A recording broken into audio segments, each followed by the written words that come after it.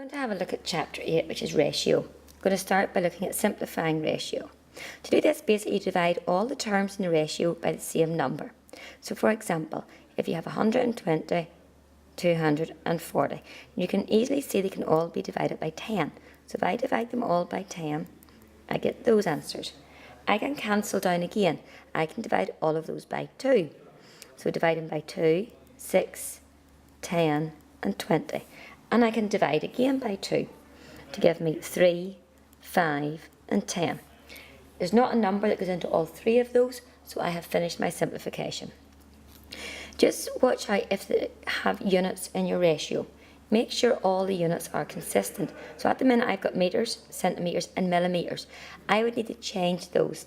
And it's easier to change them all into, say, the middle unit there, centimetres. So that 1.6 metres is the same as 160 centimetres. That's already in centimetres. To change millimetres into centimetres, you divide by 100 or 10 to give you 100 centimetres. When you've got them all in the same units, you can drop the units off and just write 160 to 30 to 100. You can cancel by 10, dividing each by 10. Then you're left with 16 to 3 to 10. Nothing goes into those three numbers, so it is finished in its simplest form. Now, there's a couple of wee units here that you should know.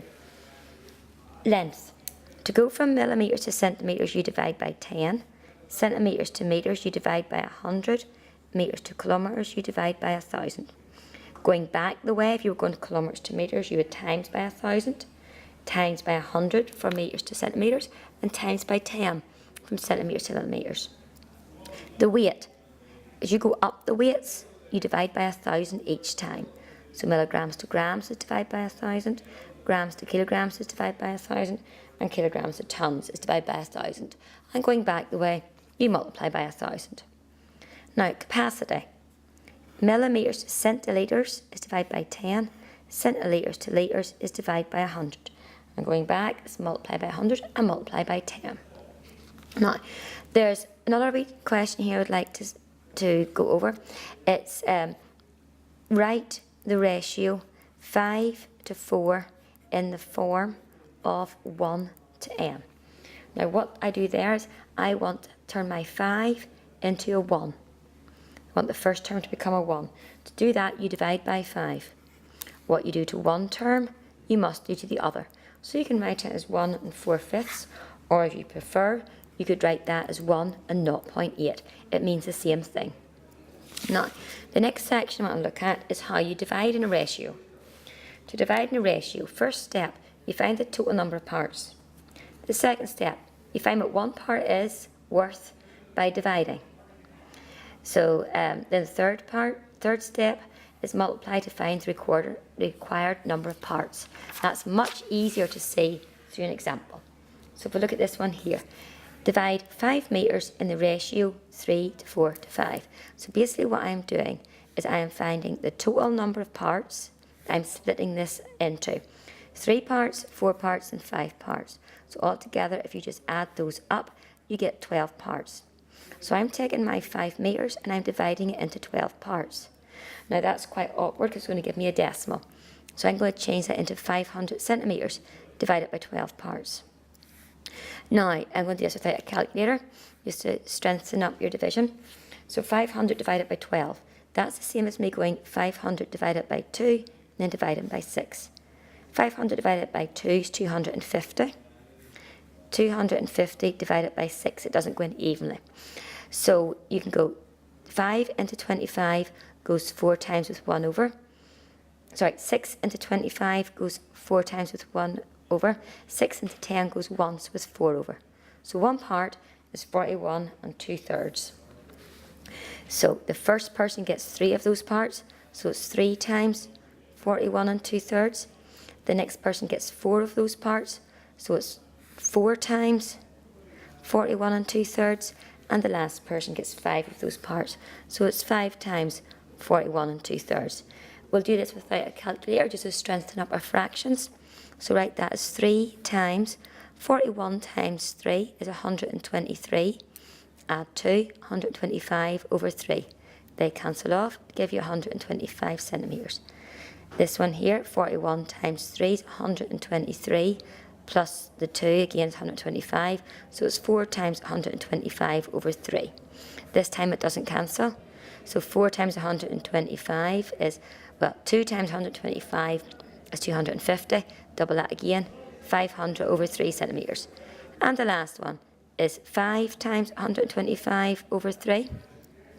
5 times 125, you've already got 4 times 125 is 500, so add another 125 onto that, 625 over 3. And when you're working out ratio, it's a good question to do a wee check in. And your check is if you add all those up, you should arrive back at where you started from. So I should arrive back at 5 metres. So adding all these up, adding up the fraction bit first. So that's 1125 over 3. Let's hope that breaks down. 3 goes into 11 3 times with 2 over. 3 goes into 22 7 times with 1 over. 3 goes into 15 5 times. And that does indeed add up to give you 500 centimetres or 5 metres. Now, the next one which I thought looked quite difficult was from exercise 8.2, and it was question 7. And it says a recipe for a chocolate cake uses 2.5 times as much sugar as compared to the cocoa. So sugar to cocoa was 2.5 times. So if cocoa was 1 part, sugar was 2.5 times it. It then says it uses 4 times as much flour as cocoa. So if cocoa was 1 part, flour was 4 parts. The question then said the total they have for the cake mixture, so the total cake mixture is going to be 1.5 kilograms. And it's how much flour do we need? Now, first of all, the total cake, let me put that into grams. The total cake is all these bits together. So it's 2.5, add 1 is 3.5, add 4 is 7.5. So it's 7.5 parts, gives me 1,500 grams. So 17.5 parts gives me 1,500 grams. If I divide it by 5, I'm just trying to break it down to get it a bit more manageable. 5 into 7 goes once with 2 over. 5 into that goes 5 times. So 1.5 parts is 300 grams. Now, I want to break this down again. If I divide this by 1.5, I will get what 1 part is.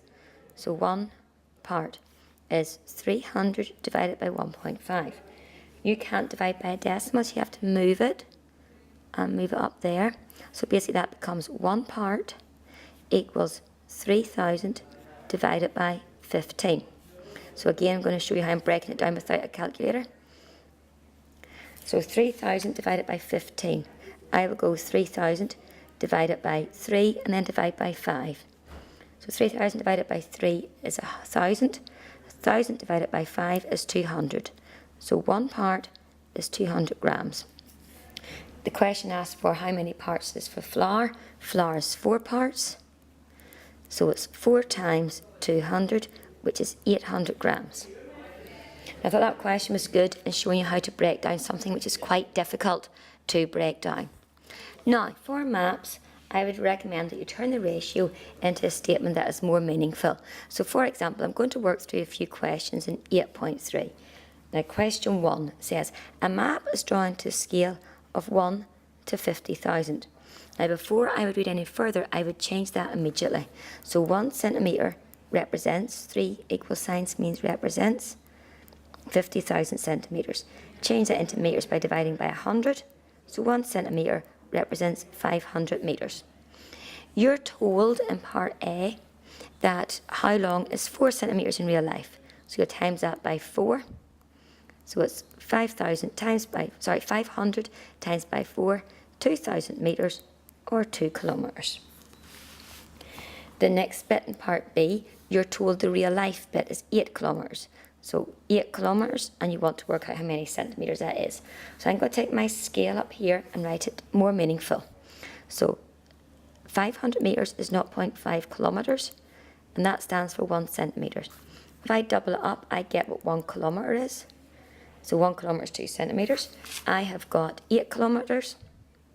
So times it by 8, 16 centimetres. That's the best way of working out those ones. Now I'm going to look at some harder ratio questions from the book. The first one I'm going to look at is exercise 8.3, and I want to have a go at question 4. It says there, a 4.65 kilometre road appears to be 31 centimetres on the map. What is the scale? So first of all, I'm trying to put it into a ratio. I need my units to match. To change that into metres, you times it by 100. That's it in metres. To change it into centimetres, so they're consistent. Sorry, times it by 1,000, I should say there, from kilometres into metres. And then from metres into centimetres, times it by another 100. So I've now got them both in centimetres. Ratio, obviously, in a map, it's got 1 to something. So to change that from 31 centimetres into 1, I'm going to divide by 31. So it's in the calculator. 465,000 divided by 31 gives me a scale of 15000 to 1. And make sure you write it the right way around. So it's 1 to 15,000. I want to have a go at question 5 there, because it's a different style of question in question 5. Using the same principles, but different style of question. It says, a photocopy enlarges in the ratio 4 to 9. What will the enlarged diameter of the circle be if it was originally 12? So, if it was 4, it would go up to 9. I want to know, what does 12 go up to? Well, 12 is 3 times as big as that, so it will go up to 27. Another way of doing that is to scale it down, divide by 4. So for each centimetre in the original, the photocopier will blow it up to 9 and 9/4 of the size of it. And you times by 12 to get it up. Question 6. A recipe for 6 people requires 2.5 kilos of meat. So 6 people give you 2.5 kilos of meat. And the question was 8 people, and it wants how many for 6. So you just divide by 8 to get how much for one person. So it's 2.5 divided by 8 gets you one person, which is 5/16. And you want 6 people. So you just times by 6. So times by 6 gives me 15/8 of a kilo. Now, I want to have a go at some of the harder questions from the summary exercise 8. And we'll have a go at 1E. You've got 2.5 to 3 3/4. To write that, to simplify that down, fix your fractions. So it's 5/2 to 12 add 3, 15/4. Multiply everything there by 4 to get rid of the fractions. If you multiply that by 4, it becomes 20/2, which is 10. Multiplying that by 4 is 15. And then you can break that down. So multiply by 4, you divide by 5, 2 to 3. Another wee awkward one there is part H, 1H. We've got time. You've got 3.5 hours to 35 minutes. Make sure your units are consistent. So 3 hours is 180 minutes. Add 30 minutes for half hour, 210 minutes to 35 minutes. You can divide both by 7 to give you 30 minutes to 5. And you can cancel down it again by dividing by 5, so it's 6 to 1. You do not need to put your units in once you've broke that down. 1K looks awkward as well. So 1K, 0.16 to 6.4. I would write that as a fraction. So it's 16/100 to 64/10. If I multiply both sides by 100, the fraction will disappear. Multiplying that by 100. I can then divide by 4 to give you 4. 4 goes into that once, it's 2/260. I can divide by 4 again, 1 to 40, and that's it broke down. Question 2 is writing it in the form of 1 to n. So if you look at A, you've got 2 to 3, you want it in the form of 1 to something, you just divide each side by 2 and leave it like that. Part B, you've got it in the form of 4 to 1, you want it in the form of 1 to n, you just divide by 4, so it's 1 to 1/4.